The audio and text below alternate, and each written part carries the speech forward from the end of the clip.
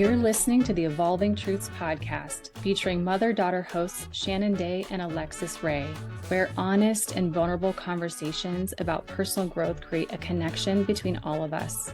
You're invited to experience the transformation that occurs when we allow the truth of who we are to evolve. Hello, you beautiful heart and soul. Thank you so much for being here. I'm Alexus Rae. This is the Evolving Truths podcast, and I know the person you're most excited to hear from is my mama, Shannon Day. What is up, Mom? How are you doing? That is adorable. Thank you so much.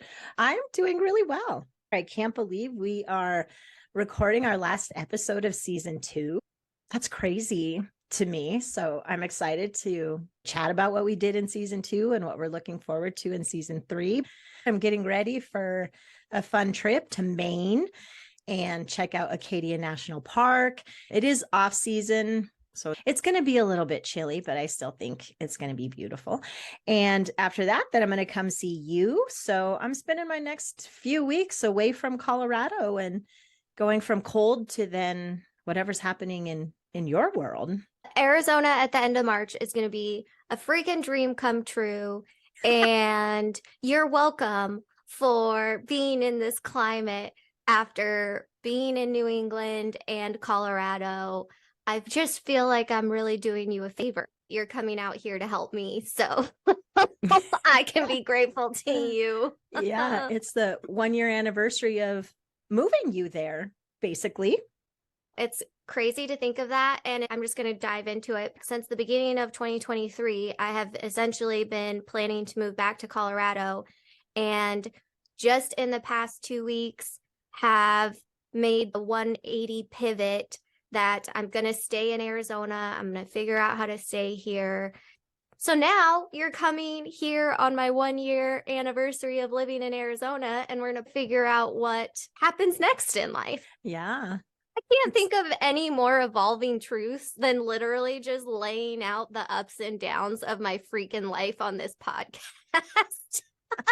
It makes me think about one of the episodes that we did this season, talking about big decisions and how do we make them. I did make a note of it so that I would remember. It was episode 20. If anyone wants to go check that out, was where we started to talk about how do we make decisions in life, just supporting you through making this decision, never telling you what it was that I thought you should do or what I thought would be best, because it's not my decision to make. And I think sometimes when we're watching loved ones go through things and having to make decisions and working through things, it can really be a challenge to be there as a support, as a listener, as someone who from the outside simply asks questions and then 100% gives their support to whatever the decision is that that person makes, whether we agree with it or not. I can't give you enough kudos for the support that you have shown me over the past 10 weeks. I mean, I don't even know how many weeks it's been. And the full backstory behind it, which I'm not sure if we did talk about all of that in the decision-making episode, but essentially at the end of 2022, beginning of 2023, I really wasn't getting better from my post-traumatic migraine symptoms. I was participating in 10 plus therapies, trying to turn some type of corner with my symptoms so that my day-to-day life could get back to a life. Basically, I don't know how else to put it other than that. So the conversation started at the beginning of the year. I think I need to go back to Colorado because I don't feel like I have any other choice. I'm not getting better. I felt like I was preparing mentally what it would be like to be living like that for the rest of my life, essentially feeling like I was going to be disabled for the rest of my life, to put it plainly. Right about that same time, I started a new medication from my primary care doctor that was to support all of the residual symptoms that I've been experiencing. And it was going to take some time for this to work. He told me it could be a 6-month process to possibly get my symptoms under control. I obviously don't have 6 months left in my nest egg, so I'm here, having to figure out what my options are. And feeling like I had no other option. And then fast forward, and I'm on my second trip back to Colorado, preparing to move back, getting started in the new job. And I realized I'm not 100% better, but I'm getting there. And I would regret it if I went back to Colorado right now and didn't make their attempt figuring out how to stay in Arizona. You love it there. Oh, girl, I love it here. I do. My heart is happy here. My soul is happy here.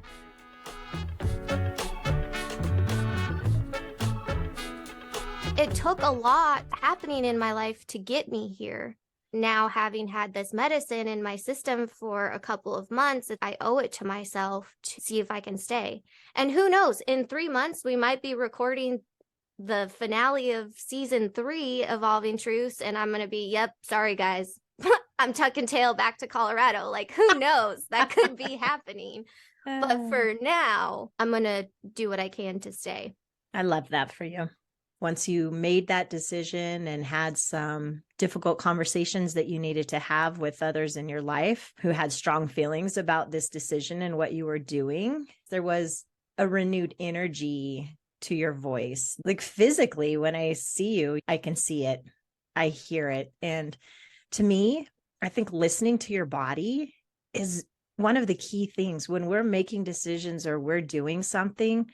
Just taking that time to tune into that, our body tells us, and sometimes it's subtle and sometimes it screams. My body did feel lighter. I didn't realize how tight my chest had gotten. I didn't realize how heavy my shoulders felt. I feel like I lost 10 pounds just from making that decision, having those conversations, my chest opening up.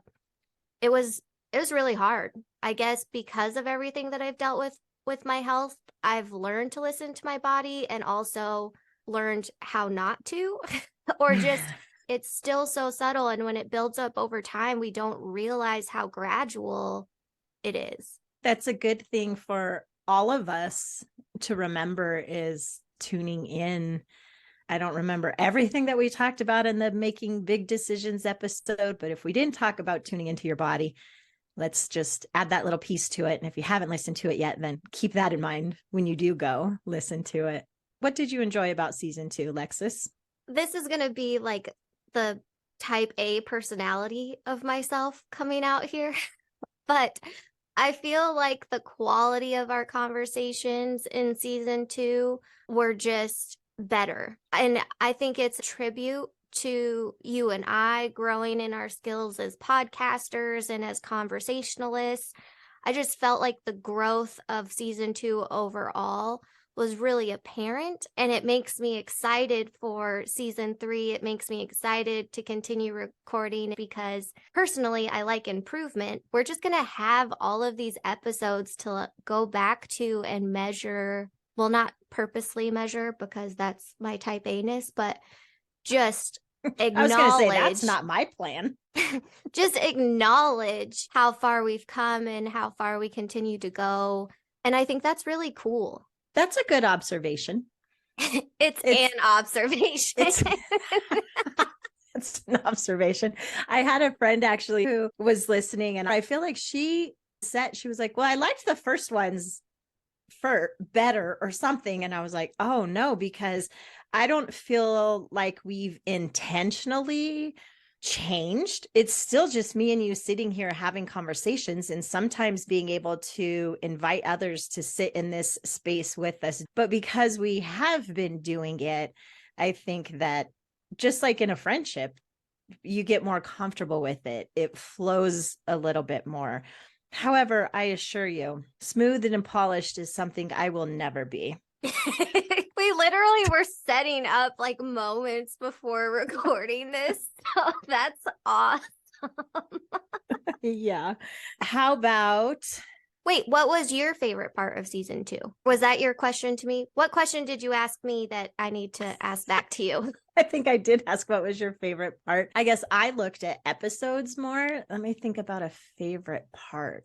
Or what was your favorite episode? A favorite part is we are starting to have more people listen, which is really fun. Not anything I expected Ironically, when we started this adventure and that microphone showed up at the house, I feel like we used to have to schedule hours and even trying to edit it and produce it. So I do appreciate the fact that we can sit down, get in here, have our conversations, record an episode.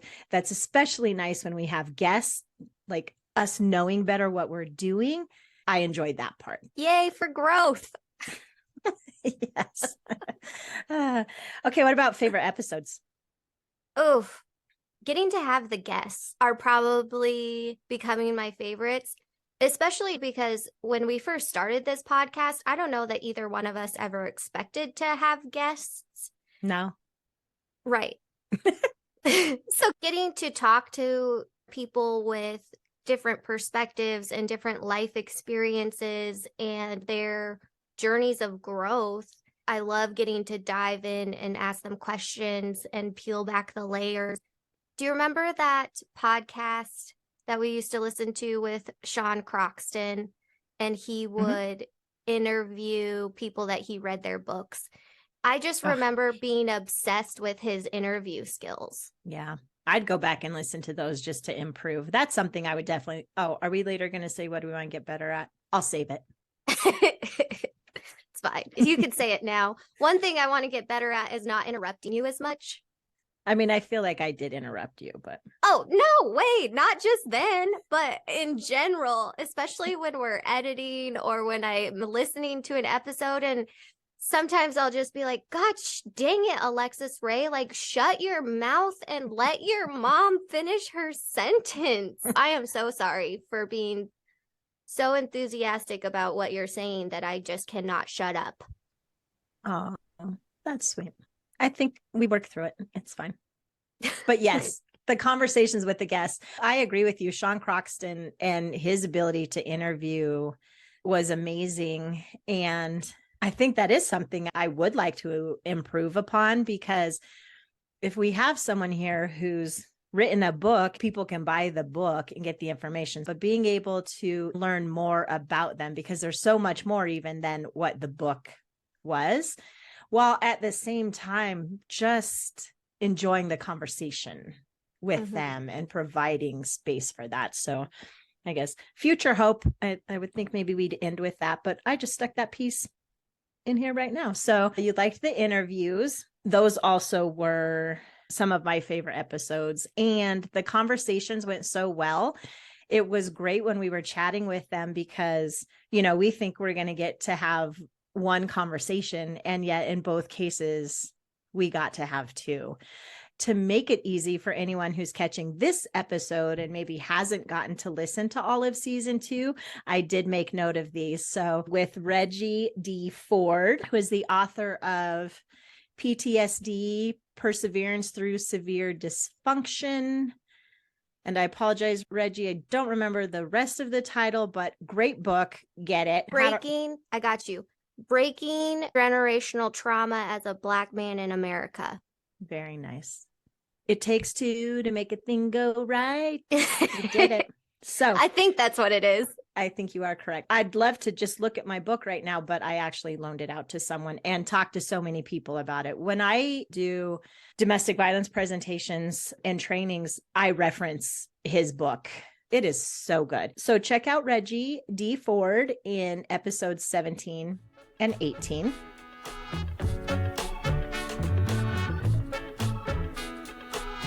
Alexus, what did you enjoy about our conversation with Mandy? Mandy took what she had been building for 10 years in construction and realized that she had a passion for something within that industry and has been able to explode over the last 9 months, I think, since she started Level Up Consultants. She is on LinkedIn. She's on social media. She's killing it within the roofing industry. I love her passion, and I love the fact that it's something that called to her heart and she was able to go after that and build on that. It's inspiring to me because I feel like I'm still looking for some of my passions and ways to turn that into something that helps and inspires people on the regular. I really look up to her as like girl crushing, you know? Yeah. It has been fun to see places she's getting to go, train, and events she's participating in. Congrats to Mandy for that. One of the things that really stood out to me with that conversation is the struggles in the construction industry. I mean, she spoke about it particularly from the roofing industry, because like you, that's where the majority of her experience is. Yet we know that those struggles in the roofing industry around mental health, the amount of individuals who die by suicide, the statistics around that, I mean, my body just thinking about that clenches up, like it hurts. And I'm with you. The fact that she took something that really affected her deeply, and from that was like, I want to do something, and went for it. So check out Mandy, listen to those conversations in episodes 21 and 22. Yeah, your mama did her homework before this episode. Get it, girl. I would say one more thing about Mandy, her willingness to be human and her willingness to speak about her lived experience and vulnerability and not needing to say, I have it all figured out. She admits in those episodes some of her struggles with mental health and what she does to combat those. Do you remember when she said that? Have good mental health while still having mental health issues. Yeah. Right? Something like that. Exactly. So I loved that, especially because we come on here and, share our vulnerabilities. So when we have another guest that's willing to come on and be like, yeah, girl, I got imposter syndrome too. I'm like, oh, we're all in the same boat. It makes you feel so good. So I loved that about Mandy and just her personality. It was really great. One more episode. I loved our discussion about manifestation, which it's called Consistent Action plus Belief plus Embodiment equals Manifestation, episode 24. That was such a fun conversation. Loved editing it, getting it produced, ready to go. That's probably one that I will listen to again.